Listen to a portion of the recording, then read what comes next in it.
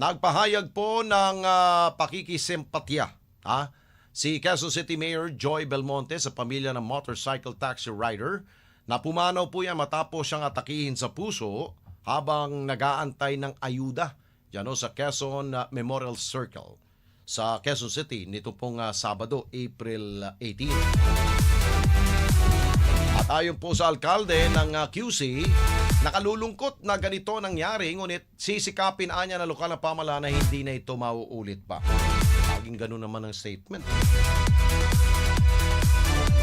Kailan kaya yung hindi na mangyayari talaga?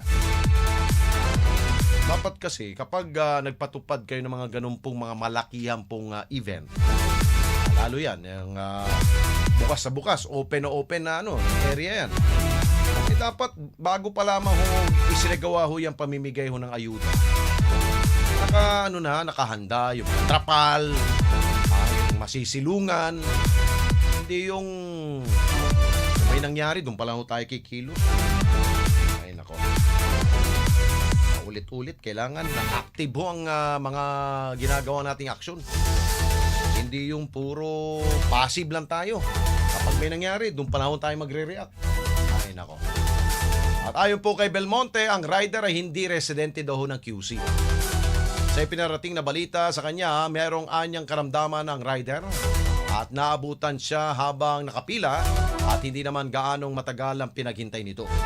Una na ang ipinahag ng DSWD na tutulungan nila ang pamilya ng biktima sa pagpapalibing at pagbibiyahe ng mga kaanak mula sa probinsya, maging ang educational support para sa mga anak ng naturang manggagawa. Lunos-lunos ang nangyari po. Imbis na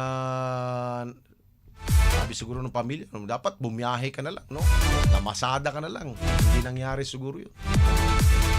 Ay nako, napakalungkot ng buhay ng Pilipino.